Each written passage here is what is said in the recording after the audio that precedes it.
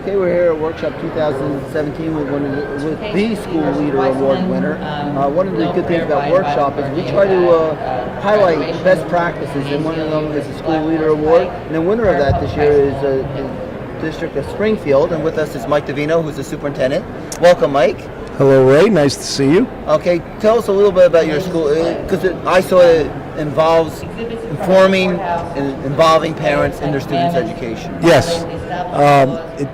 It started several years ago when, in analyzing, school data and results, and we identified a population of students that was clearly struggling, and we needed some kind of a program to help and work on improving their scores. And so the population was our economically disadvantaged, and one of the things that we noticed was that as a subset, they kind of captured some other subsets. Right. That Common. Exactly. So our first step into this was a direct, focused remediation of those students, and that's no secret to anyone, because everybody does that kind of thing, and you get the kind of growth that you would expect with that kind of direct focus, etc. But we wanted something that we felt we could sustain, because after a short period of time, you tend to see certain plateaus, because you're addressing things that are immediately evident to you, but we all know there are more significant underlying causes to their struggles. And so we began to discuss what were the differences, particularly in a community like ours, where there isn't a preponderance of economically disadvantaged. So what is the driving difference that we need to address? And as we analyzed our community and our population and a growing diversity, we kind of latched on to one of what we felt were negative accusations, which is parental involvement, and that somehow certain populations have a higher level of parental involvement, theoretically because they care more, as opposed to other populations. And when we investigated that, we saw the subgroups and we started to recognize that, there are significant differences in economics, in the sense that we have both parents working, and there may be an immigrant grandparent who's the child care when the children come home. The kids have high attendance, so it's not that they're not coming to school, but where is this breakdown happening? And so we kind of focused on the ability of the parents or the child support system at home not being up to the level of awareness and capacity to provide these children with the supports that some other economic and other components of a community might be able to provide. You reached out to the parents and brought them in. Exactly.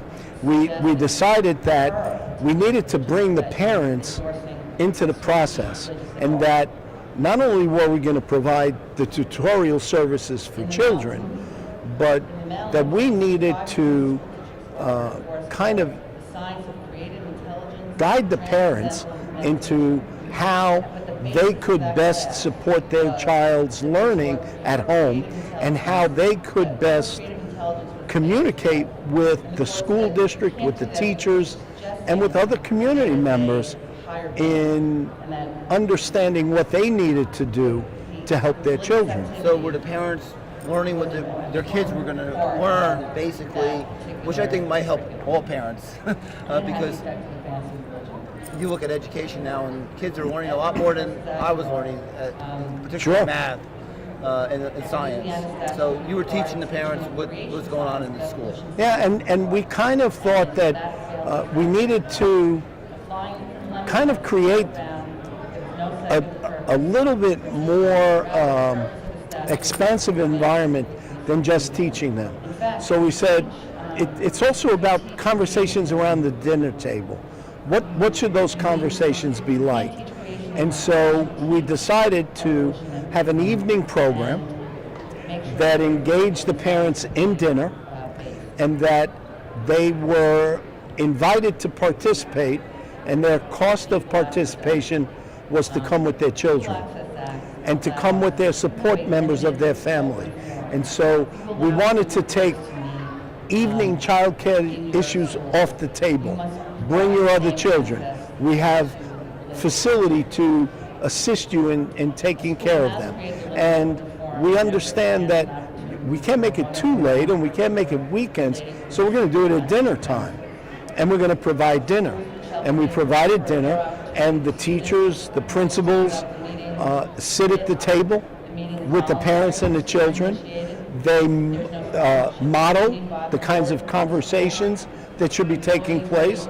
And based on those conversations, we're explaining to the parents, well, with these kinds of responses, this is what you should be looking to do, or asking how to assist. We've gone so far now after taking surveys from the parents over the last 2 years now. In fact, we expanded it into our ESL population, and we're utilizing Rosetta Stone in a reverse immersion program to help teach them the English language with their children, again, present with them. And we're going to try now, we're expanding to bring in our bilingual students, naturally bilingual high school students, part of the state's new biliteracy programs, to come in and work with them as a community service.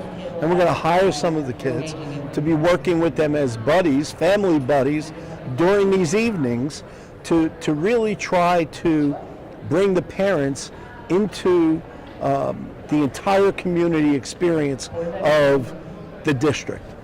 Two final thoughts. One, how often do you do these dinner events? Is it Every Wednesday.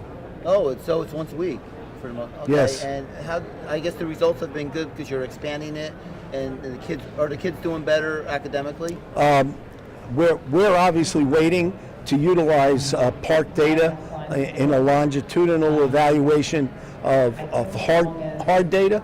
Our soft data returns. The parents absolutely love it. They've made comments about they finally understand how they should communicate with the school system now. They've indicated that they finally feel a whole, being a whole part of the community, and subgroups have begun to form from these parents as support groups for each other.